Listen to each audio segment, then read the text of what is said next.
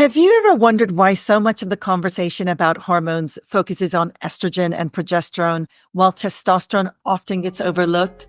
Or maybe you've heard testosterone labeled as a male hormone and wondered, does this even matter for me as a woman? Today, we're pulling back the curtain on testosterone, a hormone that's often misunderstood yet plays a vital role in women's health and well-being. Spoiler alert, it impacts so much more than just libido. Welcome to Pleasure in the Pause, a podcast dedicated to empowering midlife women to connect with their bodies' pleasure and power during perimenopause, menopause, and beyond. I am your host, Gabriella Espinosa, women's health and sexual wellness coach, and it is my pleasure to be here with you. In this episode, we'll explore the broader implications of testosterone on women's health. Beyond its well-known role in libido, it plays a key part in maintaining bone density, muscle mass, cognitive health, and even cardiovascular wellness. Yet despite its importance, testosterone therapy for women remains underaddressed, with many women facing confusion, stigma, and a lack of FDA-approved options. Why is that? And how can you make informed decisions about your health? To help us navigate these questions, I'm thrilled to welcome Dr. Susan Hardwick-Smith to the show. Dr. Susan is a board-certified gynecologist, certified menopause practitioner, and founder of the Complete Midlife Wellness Center in Houston, Texas. She's also the best-selling author of Sexually Woke, Awaken the Secrets to Your Best Sex Life in Midlife and Beyond, and a leading voice in women's midlife wellness. Together, we'll tackle myths and misconceptions about testosterone and explore how to determine if this therapy is right for you. This is a conversation that's been a long time coming, and I believe you'll walk away feeling informed, empowered, and ready to ask the questions that matter most about your health. So let's dive in and welcome Dr. Susan Hardwick-Smith to the show. Welcome, Dr. Susan, to the show. So glad to be here. Thanks for having me. Dr. Susan, you reside in this beautiful space of midlife women's health and sexual wellness. I'd love for you to share with our audience how you arrived to this body of work. Yes, I've always been passionate about women's health. I've been a traditionally trained OB-GYN since 1999. But when I started going through my perimenopausal journey myself, I realized I did not know anything about that topic. I didn't know how to take care of myself. And so quite honestly, my interest in it came out of my own struggle and trying to find a recipe that would work for me. And as I found that worked for me, I thought, oh my gosh, I need to offer this to other women. So I retired from traditional OB-GYN, and in 2020, since then, have been full-time focusing just in the midlife space, taking care of women 40 and older for the most part, perimenopause, menopause, and beyond, with a specific interest in sexual wellness, but really the wellness of the whole person. That's beautiful. And having a doctor who truly understands us and truly listens, especially from an experiential vantage point like yours, is so helpful, so needed. So thank you for that.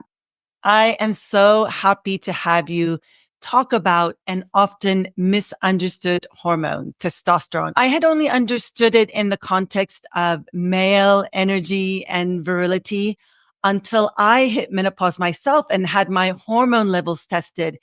And to my surprise, testosterone was one of them. And I had no idea why, I'm embarrassed to say, but my labs revealed I had very low testosterone. And at that time, I didn't really know what to do with this information because my doctor was only addressing estrogen and progesterone. And of course, I didn't even have that conversation about libido, nor was it raised with my doctor. So I am happy it's being talked about more widely and in the public sphere. So I'd love for you to start by explaining how testosterone functions as a hormone in women and why it's important to understand that testosterone isn't just a male hormone. Yes, that's so important to understand. And I'll just tell you, the exact same thing happened to me. So if you're embarrassed, if you or your listeners are, about the fact that you don't know anything about testosterone, your doctors don't either. So I've been a gynecologist for 25 years. And when I went through menopause myself, I checked my hormones just like you said that you did. And my testosterone was 0.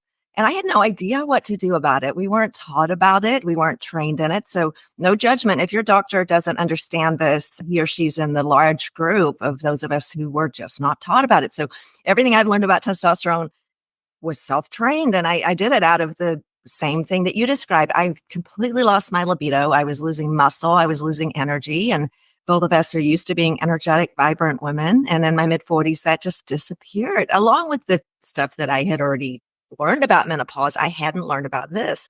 So testosterone is not a male hormone. It's a hormone that both men and women have. In fact, the fact that you might hear quite frequently talked about now is we actually make more testosterone throughout our lives as women than estradiol, which is an amazing fact. Now, we make 10 times less than men, but we still make an enormous amount. The reason why that's often misunderstood is because the measurement units are different. If you look at a piece of paper, the numbers look different. And if you look closely, the measurement units are different. You actually have to multiply testosterone by 10 to make it equal estradiol if you're looking at your labs.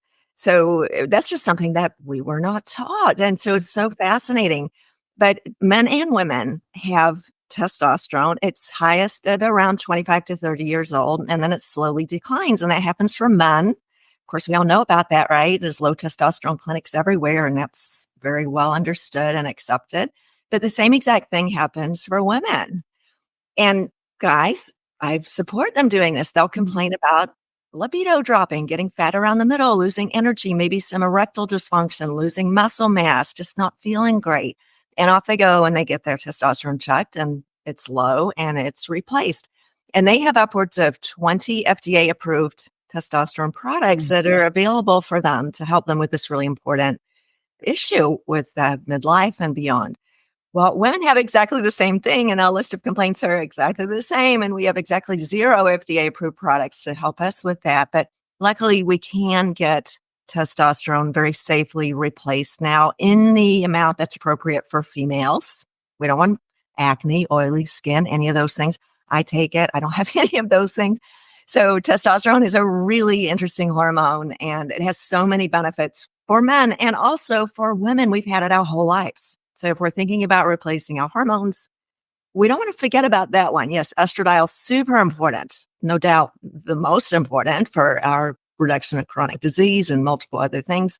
Progesterone, very important. But testosterone, let's not forget about it. It's been there all of our lives. So all three are really important. And could you speak to the benefits of testosterone for women? I'm a traditionally trained doctor, so I'll tell you first about the things that have the studies to back up what I'm saying, right? So in traditional medicine, we like randomized controlled trials, like the kind of studies where people are put on the treatment medicine and then a separate group are put on a placebo and nobody knows what they're on. And so you can really see if there's a difference one and the other. So there have been many actually now randomized controlled trials done on testosterone versus placebo for women at the appropriate dose for women. And all of them have been focused on one thing, which is what we call hypoactive sexual desire disorder, or low libido is what we call it, right? And so undoubtedly it helps with that particular symptom. Testosterone, does it help everybody? No. And we'll talk about that because libido is so complex, right? It's not just one thing. But in every study that's ever been done, it shows an improvement in sex drive compared to the placebo. And so that's really important information. So dramatically improved sex drive for many women, not all, but many. And then whenever studies are done, there's the primary focus. And then there's these other things that kind of is secondarily looked at. Also improves bone loss. So it reduces osteoporosis in long term, just like estrogen does. So improves our bone health.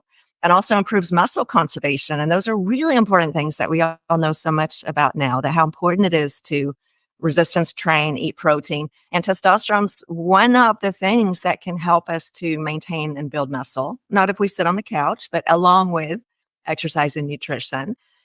I'll tell you one more thing that nobody studied, not in a randomized controlled trial anyway, but we certainly studied it anecdotally in our patients and through surveys. These cognitive changes with testosterone that patients describe as things like optimism, energy, general sense of well-being, motivation. I hear those words all the time. And I experience that just to get up and go feeling. And I personally feel when I have more sex drive, I have more life drive. I'm more likely to go out to lunch with you or play pickleball or go on a trip or try a new thing, learn a new activity. That kind of blah feeling where you don't want to engage in sex, you want to just do nothing and just socially withdraw. So that's a really interesting thing. And then the next, decade or two, we'll see more studies looking into the cognitive effects of testosterone for women. But certainly they're beneficial. Absolutely. Yeah, I feel there's so little we've been taught about our bodies as women. And I love this time that we're living right now where we are witnessing women empowering themselves with knowledge through podcasts like this, through your YouTube channel. I know you're very active on YouTube and social media. I just came back from New York City where I attended several educational events by women furiously taking notes, especially when it came to testosterone. And it is important to know what it is, why we need it, whether we need it or even want it, but to really have the choice over our bodies and menopause and beyond is critical. I think that's what it comes down to, really understanding why and making the choice. Should I take it or should I not take it? So what do you use in your clinic to determine whether a woman is a good candidate for testosterone? So I'm in the group that believes in testing. I know there's others who say that blood tests are not necessary. So in my practice, we draw blood. I think it's very, very useful. I mean, do you need it? If you don't have it available, we can certainly guess based on your symptoms. For example, if you're 51 and you haven't had a period for a year and you're having hot flashes, night sweats, yeah, no question, your estrogen's low. But I do like to check. Now, testosterone can be low or zero. In my case, it was zero, undetectable, or it can still be present. And so that's one hormone that I do think is useful to check because it doesn't completely go away for every woman. We do still make a little bit from our ovaries, and then we make it in our adrenal gland as well in some cases. For example, if I'm going to consider offering a woman testosterone therapy, I wouldn't want to give it to her if her testosterone's not low. So in my opinion, if we don't check first, we wouldn't know the appropriate group to offer it to. Now, that being said, almost everybody is low. It's rare that somebody's not. And I think we could assume that it's low, but I really do like checking those numbers because that'll help me tailor how much to give you. Someone who has zero would need more than someone who has a testosterone of 20 and is measured in nanograms per deciliter, for example. And then, of course, primarily we base it all on how you're feeling. So if you came in, this would be a rare patient, by the way, but just say someone came in and was like, okay, I'm having multiple symptoms that are more in the low estrogen bucket, but I've got great sex drive. I'm working out. My muscle mass looks good on the body comp. My bone density is perfect. Maybe that patient isn't going to benefit so much from testosterone.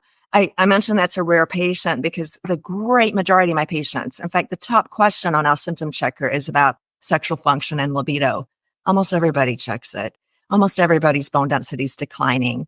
Almost everybody's struggling with her muscle mass. So yeah, most of us could benefit from that conversation. And when it comes to menopausal hormone therapy or really anything, it's your body and your choice. But I think we should go into it educated and not go into it with fears or prejudices that are not based in science. If you're educated and we've talked about it, you decide what to do. Fantastic. I don't ever tell anyone what to do. I just try to make sure that you're educated and can make a decision from that place. Yeah. So there are so many myths and misconceptions about testosterone, which I feel lead to so much conflicting information and making it more challenging for midlife women to either receive proper treatment or to make a good decision.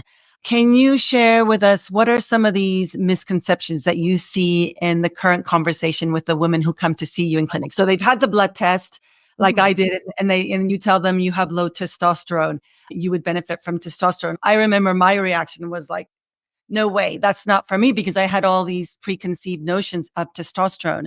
Yeah. So the number 1, 2, 3, the first 10 misconceptions are that when we take testosterone, we'll have masculinizing side effects like oily skin, acne, hair growth. Some patients are like, I heard it makes your clitoris enlarge and it lowers your voice and makes you lose hair.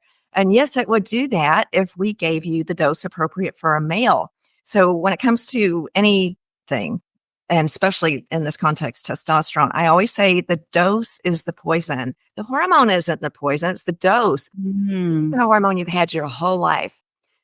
Not all of us, but arguably most of us felt our best when we were, say, I don't know, pick an age, 25, 35, our best in those ways as far as our sexual function, energy, muscle mass, the ability to maintain our healthy body composition. You had it then. And so the arguments about it causing masculizing side effects, they're valid because this is not a surprise. Testosterone has been used for decades in the context of, for example, bodybuilding. So we know what happens when you give too much. Women have practiced that for years. And bodybuilders, and then sometimes intentionally, like in the transgender community. We know how to create masculinizing side effects on purpose. So that's very well understood how to do that and also how not to do that. So when we're using testosterone for women, we want to keep in what's called physiologic ranges for women. We're simply trying to increase it back to where it was when we felt our best. And if we do that, we don't see those side effects. So yeah, it's absolutely true that you can get those side effects if it's not dosed correctly. So it's critical, like anything, when you take a powerful hormone, and these are powerful hormones. They change children into adults, right? Puberty, they transform you. But we want to make sure that's in a good way. You don't want to get too much of anything. You don't want too much Tylenol. You don't want too much alcohol, and you don't want too much testosterone either. So that's the main misconception, is that going to turn you into a man or cause these other side effects. And unfortunately, if you Google or ask the community, you'll hear examples of this happening because there are a lot of practitioners who are not dosing it in a what I would call appropriate manner. And frankly, that's because there isn't a lot of guidance about how to do it. And so in malpractice, we've got a very studied protocol about how to do it safely. And unfortunately, it's just not well known yet how to do that. So it's frustrating, but soon my practice is getting very involved in provider education, just like teaching people how to do it in a safe, appropriate manner. So we don't see those side effects. We don't see those side effects in our practice. And I'd love to talk to you about the delivery methods and protocols. But before we go there, we know that testosterone loss in men has been widely addressed, not only for libido, but we know for if they're experiencing low mood, fatigue, it also helps them. And testosterone decline is seen as a natural part of aging in men. And so medicine does something about it. And the FDA speed tracks approval of testosterone treatment for men. Yet for women, we know testosterone decline is also natural, as you explained. It's part of the menopausal transition, but often it goes untreated, and the FDA does not approve testosterone use in women. Why do you think there is such a discrepancy, and what can be done to change this narrative? Oh my goodness. I think we all know, and I'm not a conspiracy theorist, this is just factual. The amount of money that's spent on research for women's health, particularly women's sexual health versus men, is 1%. There's that aspect that we need funding for studies in women's health in general, but particularly in women's sexual health in this context. There hasn't been any research interest in that because drug companies, understandably, only have the time and resources to focus on one or two particular drugs at a time. So they're going after weight loss, cholesterol lowering, ED medications, big money makers. Women have just been left behind. If I ran Pfizer or one of these other companies, testosterone for women would be a big money maker. If anybody out there is listening, we would all go get it. But it also just speaks to this cultural myth that still is very prevalent, that women's sex drive isn't important, or that after we go through menopause, we just don't have sex anymore, or that it's not something to talk about. In our mother's age group, it wasn't spoken of. And even now, it's still that as we get older, our sexual function is just not a thing. And so we're dealing with cultural misunderstanding since the beginning of time, money, where drug companies focus, which isn't on women. So what can we do about it? We need podcasts like yours. We're getting there. Over the past year, there's been such an increase in just the conversation around menopause and hormone therapy and all of the things that we need to do. And we just need to keep that ball rolling. I hope that my daughters who are in their 20s, by the time they get to be 50, this will all be something they look back at and say, I cannot believe that ever happened. Like that they didn't care about women's sexual wellness. So hopefully we're just in this generation that's opening the door for the next generation to have a healthier relationship with all of these things. We're getting there slowly. Am I right that there is no FDA approved medication for women? You mentioned there are over 20 FDA approved medications for low testosterone in men. Where do we stand with women and the FDA? Zero. None. We don't have, it's very interesting. You know, in medicine, we frequently use drugs we call it off label. And this is not unusual for any illness, or in every field, there are certain medications that are FDA approved for one thing and we use them for another and so on. So using drugs that are not FDA approved is very commonly done while the FDA is getting around to having a particular drug that's for that specific indication. So at the current moment, the big organizations that guide gynecologists, like the American College of OB-GYN, the Menopause Society, I love these organizations. They acknowledge that testosterone is really helpful for women, which is a huge step. In our own organizations now, the biggest academic voices are acknowledging, yes, there are studies showing that testosterone is important. So starting with those steps, because 10 years ago, they didn't say that. Now that's understood. And yet we're left without a product that's FDA approved. So the recommendations are either get a male product, and good luck with that. I'll tell you about how that works. Try going to Walgreens and getting a prescription male product and divide it into 10. It's just very difficult to do for many reasons. Or we have to get it compounded. And compounding pharmacies are great. That's the only option that we have at the moment. We just have to have a really good one. So we can get testosterone in those very safe ways. But yeah, it's frustrating that we are recognizing, science is recognizing how important testosterone is, yet we don't have an FDA-approved option. So we're stuck. But we do have good options. We just have to do that workaround.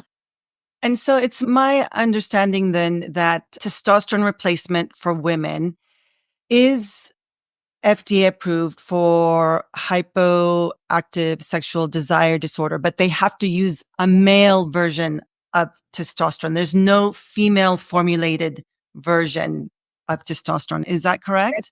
That's almost correct, except it's not FDA approved. It's not FDA approved. The American College of OB-GYN, the Menopause Society, has recognized that it is a valid treatment for hypoactive sexual desire disorder, but the FDA has not approved the product. So the FDA's role in this is simply to approve a product, and they haven't done so.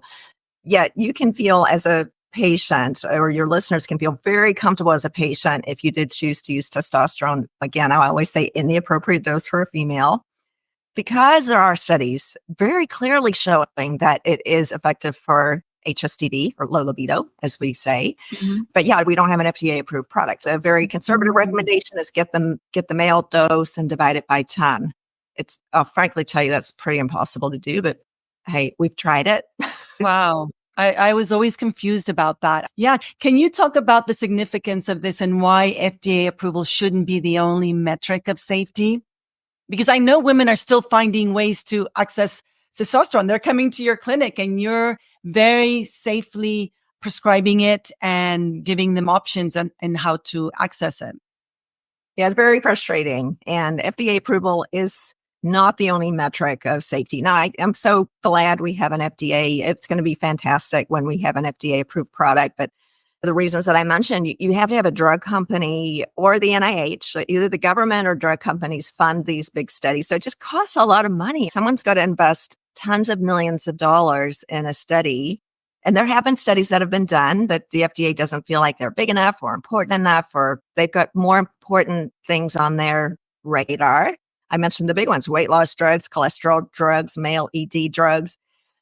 You have to have somebody who is going to pay for it and somebody else who's going to lobby for it. And we are developing those voices, but it's very expensive. And then you've got to have somebody to present it that cares enough to do so. There was a testosterone patch presented to the FDA years ago. And this is before all of this information that we have now. And it was declined. And there's a comical reason why, as some of the members of that particular FDA board at the time felt like this wasn't an issue big enough to worry about. I mean, there's a lot of barriers to overcome. The idea they had at that time was sexual issues for women are not a big enough issue to warrant having a drug that potentially has some side effects. Tylenol potentially has some side effects. Now, this was years ago. So as we know more now, the next go around, I hope, will go better. So what we're hoping is that we'll have a testosterone patch for women. That would be fantastic. We have several for men, but I'll tell you, trying to cut them into 10 pieces is quite difficult / impossible to do, even if you can get it. So it's a lot of cultural barriers that we have to overcome. We will get there. And in the meantime, yes, FDA approval isn't the only thing that's important. If we all waited till something was FDA approved, we would miss a great opportunity to improve our health frankly, the FDA hasn't even approved estradiol, for example, for reducing risk of cardiovascular disease, even though we know there's a dramatic reduction in cardiovascular disease. So we use it with that in mind, even though it's not FDA approved for that indication. So sometimes the FDA will say it's approved for this, that, and the other, and we'll use it for other things. It's a very confusing and frustrating little block of time we're in, but we can get around it safely. Absolutely. Mm. We're living longer. We want to stay vibrant, healthy, sexually active. And so we want to access all the treatments that will allow us to do this. And I know from what I'm seeing, women are craving this information. I see it on social media and public Facebook groups, the conferences I attend. And while it's going to take a while for pharma and FDA to get on board, you're giving us hope and saying it's coming. Sure it is. I'm so grateful for progressive-minded doctors like yourself who are offering testosterone. Let's go back to how we find the best delivery system of testosterone. A woman comes into your clinic and you have a blood test done and you see that she has low levels of testosterone, which can make her a good candidate for testosterone. What options does she have given all the limitations we have currently? So first, great. I personally want to document that she's got low testosterone, which she probably does. And then also that she's got symptoms that would potentially benefit from testosterone. So if she's complaining of low drive, now we all know the sexual experience is very complex, but the most frequent thing that women in midlife around perimenopause and menopause describe is a lack of that desire to initiate. Like, maybe they enjoy it once they get started, but it's just, oh, okay, can you make it quick? Let's get it over with kind of a thing. Frequently, we can enjoy it once we get started, but it's just that initiation part that's frequently missing. And so that's the element that we call HSDD, just the desire aspect. So the desire questions they amount to this. Did it used to be better than it is now? And do you wish it was better? And is it bothering you? So most of us are like, yeah, it was better. And I wish it was better. And it's really bothering me. So if you're in that group, we would have that discussion. So testosterone has been shown to be safest when it's delivered not by mouth. When we put these hormones in our stomach, they go through our liver. And long story short, that isn't the best way to give it. So we're looking at some type of not by mouth form. So that could be, now I tell patients you can get the male stuff, you can cut the patch in 10, and you can get the little ketchup packet size gel for men and try to divide that into 10. But it's very difficult to do that accurately. So then we're looking at either a testosterone topical, I like a cream or a gel, which we can get made by a compounding pharmacy, or a subcutaneous pellet is a very valid, I have one in my bottom, way to deliver testosterone. It's the same exact stuff. It's just a different delivery method. The important thing is that we measure your levels and make sure you get the right amount, that we give you the right amount in the first place. So I love pellet therapy because frankly, it's easy. I don't want to put a cream on twice a day. We get the most stable levels when we do it twice a day, like a little bit on our wrists, morning and night. Great. I wasn't compliant with that. I would go work out or go swimming and forget to do it. So pellet therapy can be great. Now there's other ways too. You can get little drops that go under your tongue. There's a thing called a troche that dissolves in your mouth. In my experience, those are very wildly up and down. You get very highs and very lows. So I personally like something that's rather stable. And in the studies, they used a patch, and that was great. It's stable. We don't have a patch. Bummer. So the only way to get it stable that we have right now is in pellet form. Now, a little word on pellets. They are FDA approved for men. Men have a product called Testapel, which is a testosterone pellet. So the idea that pellets are not FDA approved, yeah, they are for men. Right. So the way of delivering testosterone in pellet form or gel, or men have a nasal spray, or they've got lots of different ways. And all of them are fine. It's just personal choice, which one you like. And then I like to measure it after 6 to 8 weeks of therapy and make sure that we're in that safe range for women.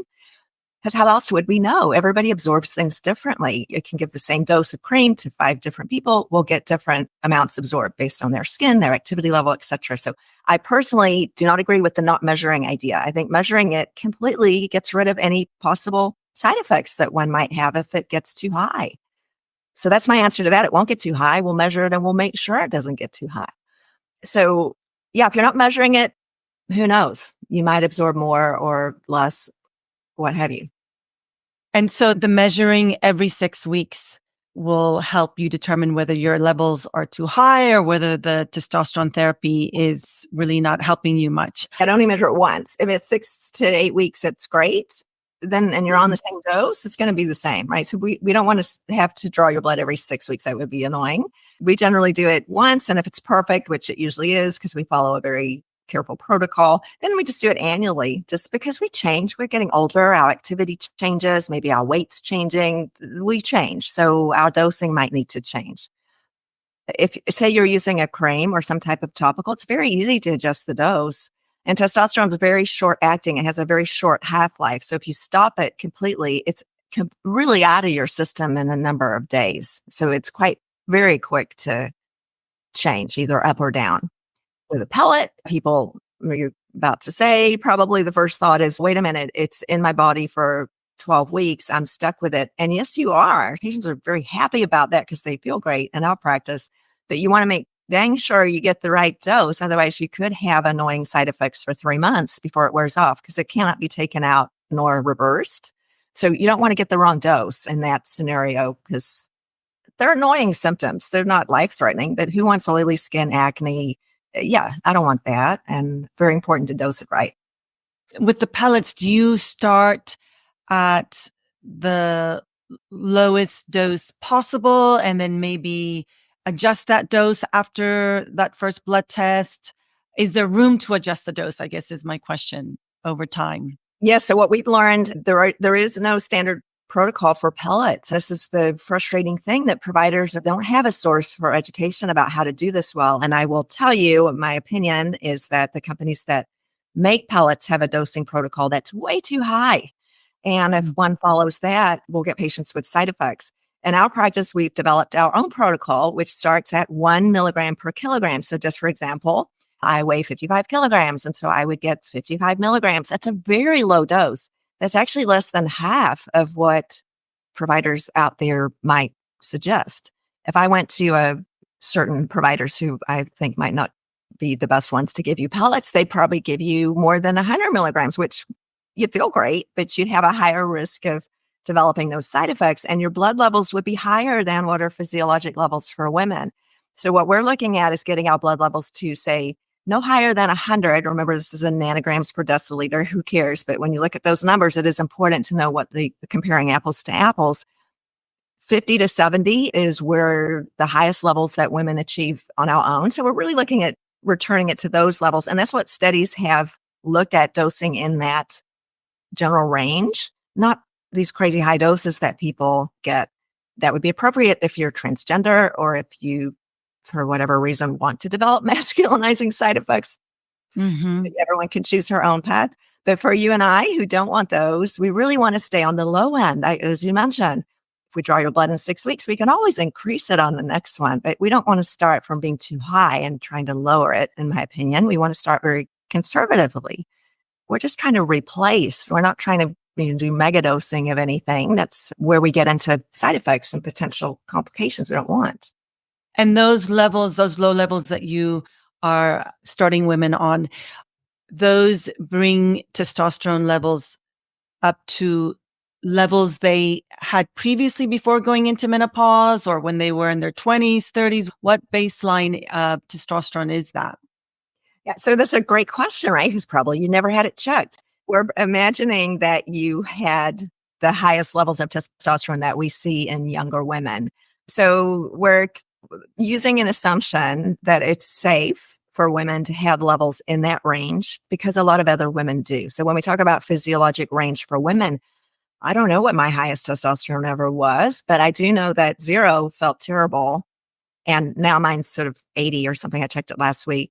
I feel great. So I tell patients it is somewhat of an experiment with one person in it. What works for you might be different than another person, because frankly, we don't know what your optimal testosterone level was, because we didn't check it when you were 25, probably. Most of us didn't. We wouldn't have known about it in those days, right? Yeah, it's an interesting conversation. But what we do know from thousands of patients is that keeping testosterone in that range, and this isn't just in my practice, this is in the randomized controlled trials that have been done as well. Now, they didn't look at blood levels, I'll tell you, but they used very low doses, similar to what I'm describing. we feel better in all the ways that we talked about without side effects. We do not see side effects in that range. And so specifically when it comes to women's sexual desire and satisfaction, what can women expect who are undergoing testosterone replacement therapy? I'll tell you what happened to me. And this is because when it's happened to you, this is why there's many great physicians out there. So please, no judgment if yours is not in this group. But a physician who's a menopausal woman is going to be able to give you some really great insight because we've been through it. I know what that feels like. I had no drive. And I'd previously been someone who really enjoyed sex and was very energetic. And I've always been an athlete. And so when that went away, it led me to write the book that I published in 2020 about this topic, that we don't have to live that way. Within about 2 weeks, now it doesn't happen overnight, as it takes a little while for these hormones to reach a steady state. But in a couple of weeks, I had a sex dream. I'd see a guy in the grocery store. I'm married, but a guy in the grocery store and be like, "Oh, he's cute." Just those thoughts, those fun thoughts, and those feelings like, "Oh, I feel something going on down there." I hadn't felt that in a couple of years. And it's just so exciting to be like, "Oh, hey, I want to have sex. Maybe I'm even going to initiate without resistance." And you might know this, and my patients tell me this all the time. When we're in that low drive state, and maybe it's Valentine's Day or it's a partner's birthday, we're like, "Okay, I'm going to do this thing. I'm going to just put on that nightie and do that sexy thing." And it can feel very uncomfortable because we're not acting honestly. We're getting through something that we don't want to do. It's a horrible feeling. But now I was back to, yeah, I want to. Like, that sounds fun. Like, just how I felt before. It felt, okay, I'm back. Yeah, okay, I'm back. It's not gone. And this is my experience, but I'll tell you, this is what my patients tell me as well. And I mentioned already, more optimism, more social engagement, more motivation. Maybe they want to get up earlier and do that thing. Maybe it's sticking to their meditation plan or taking up a new musical instrument, anything.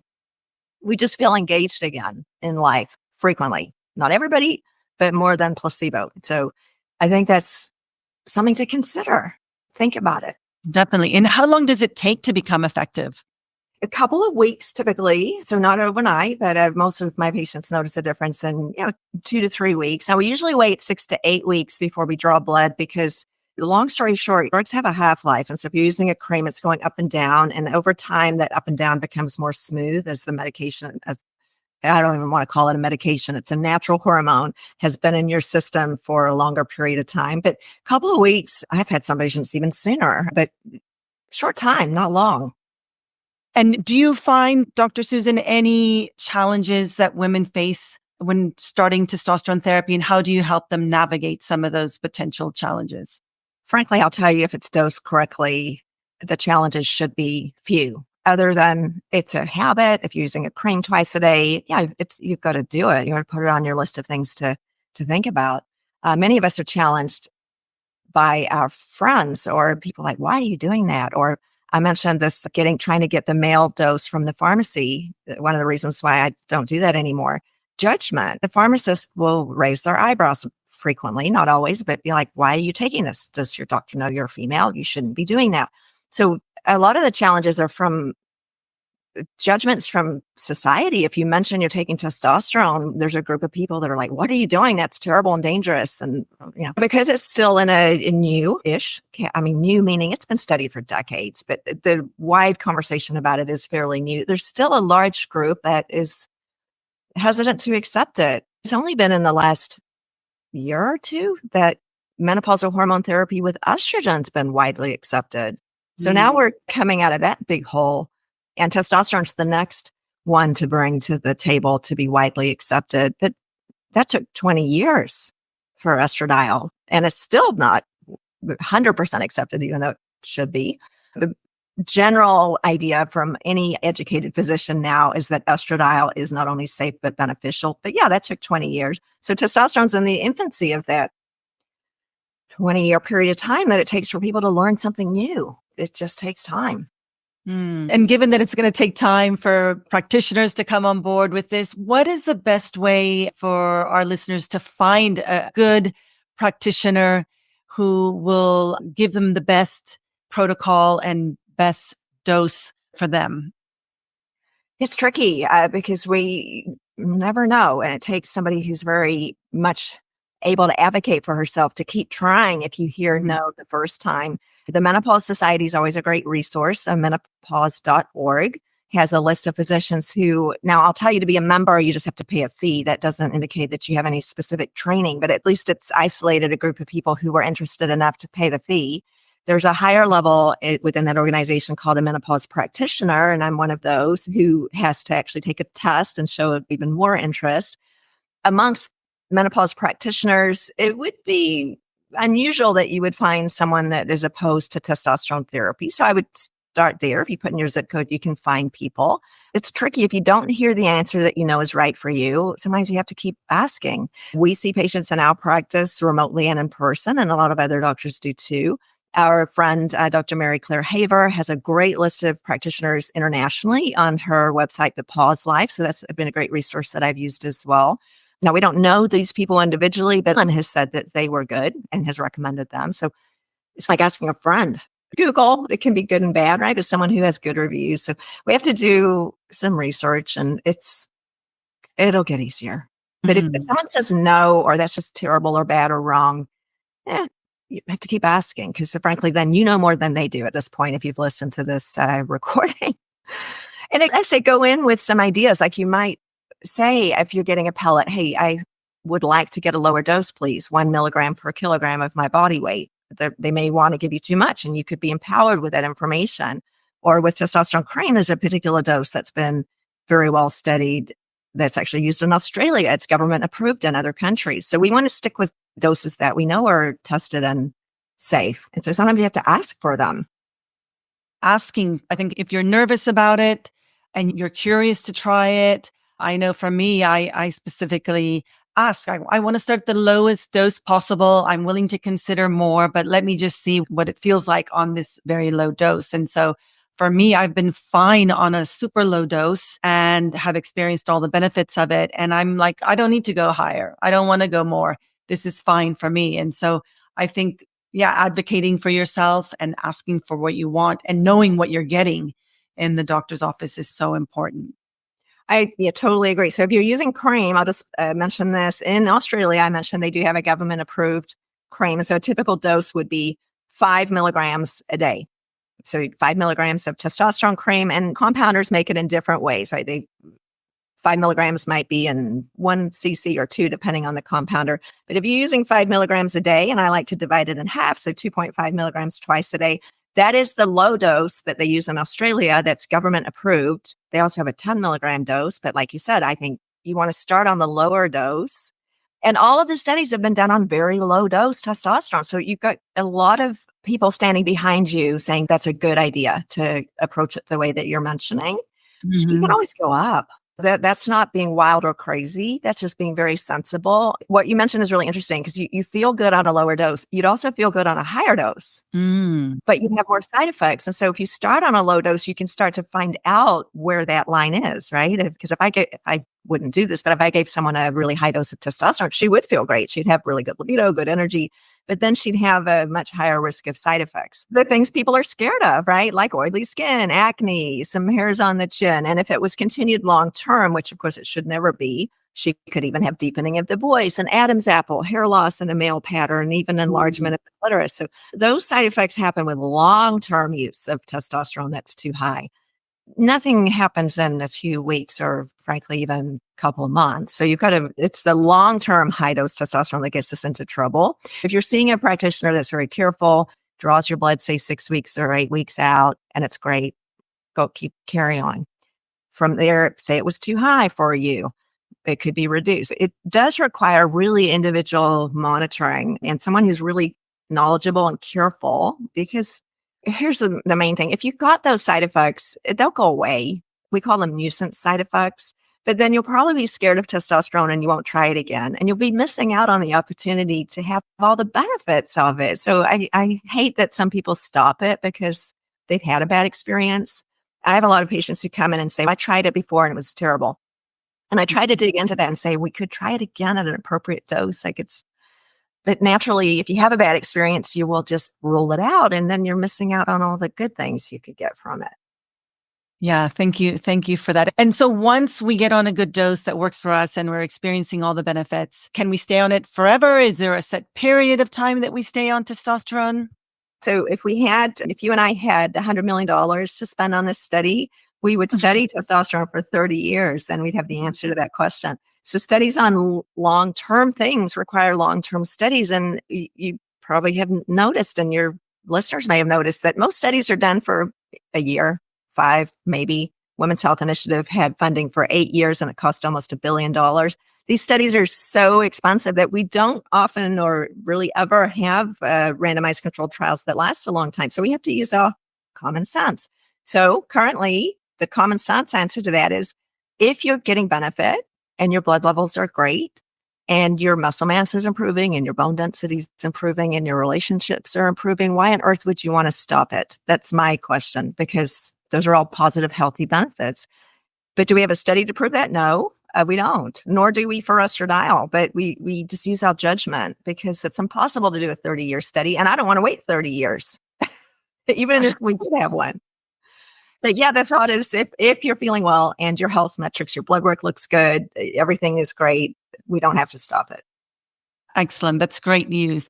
So beyond testosterone, we know we want testosterone to feel good, to feel sexually confident and to have that drive. But I know that we can have testosterone, have that drive, but our sex lives can still not be what we want them to be. You are the author of this beautiful book, which I love, Sexually Woke, Awaken the Secrets to Your Best Sex Life in Midlife and Beyond.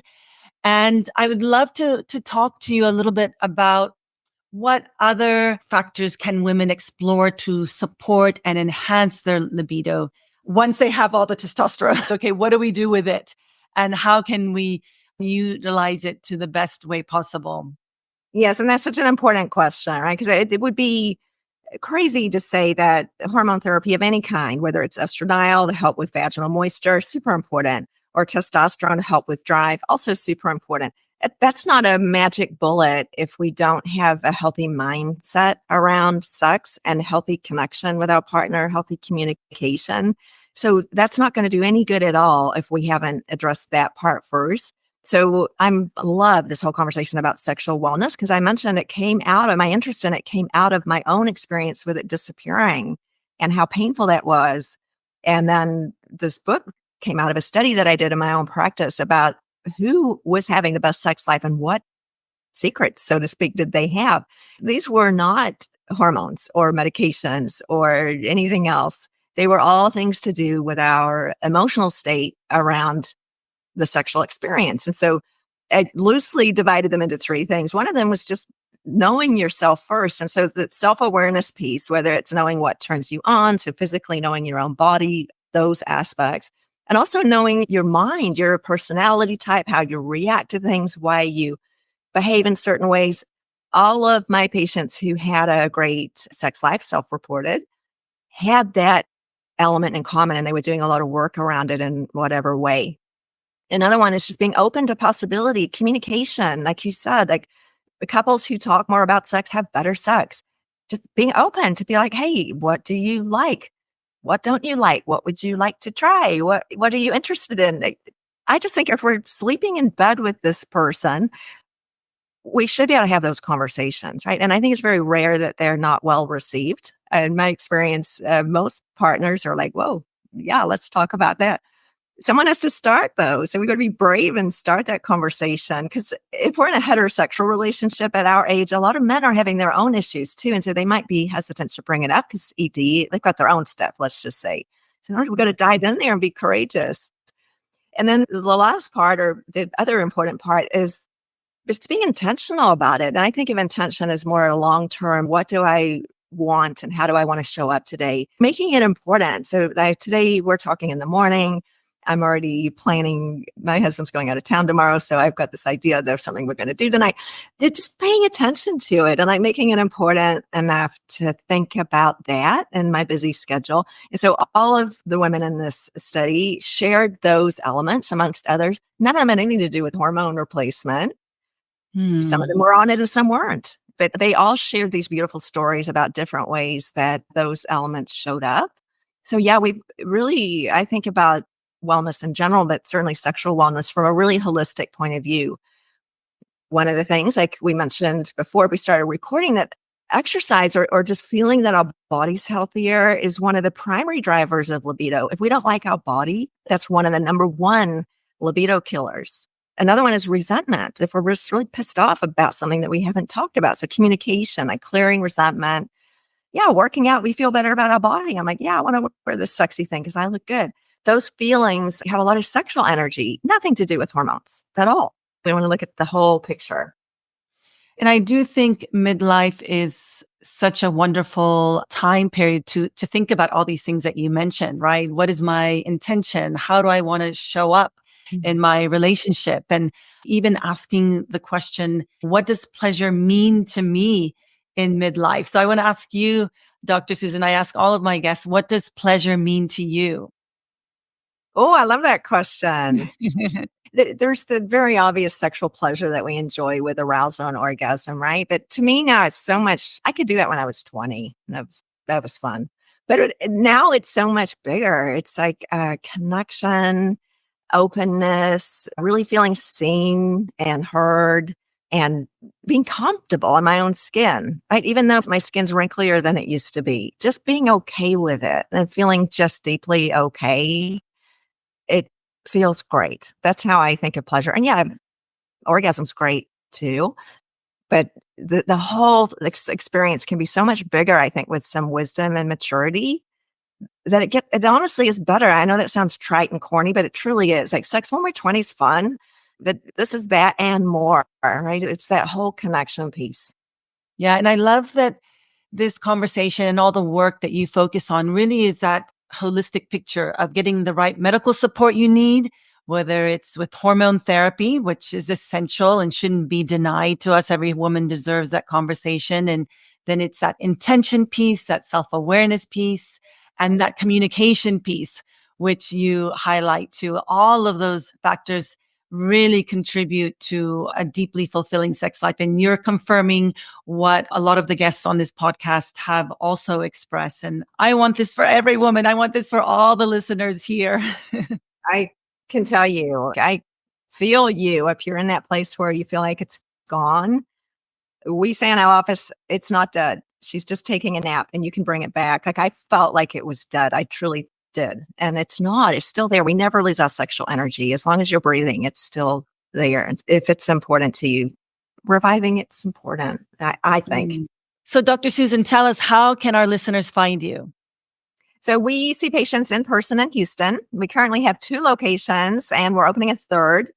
This is such a needed field. We're really hoping to expand offices throughout Texas. But in the meantime, we see patients remotely as well. Even if you don't live in Texas, we still see patients remotely in the coaching and education realm. So I'm sure you'll put a link to our website below where you can get in touch with us and see all the services that we offer.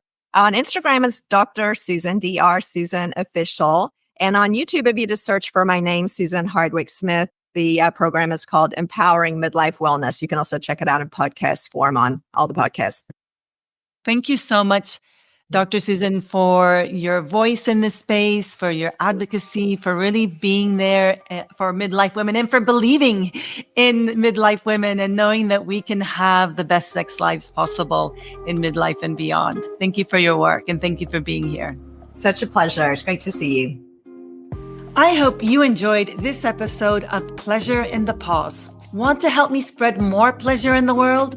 Hit the share episode button and send it to a friend or post it on your Instagram stories and tag me, Gabriella Espinosa. And if you really love this podcast, please leave a rating or review, as this helps the show get in front of new listeners. Finally, if you would like to access even more pleasure and stay in touch, sign up for my free pleasure upgrade bundle of powerful mind-body practices by going to pleasureinthepause.com. Remember, your pleasure matters.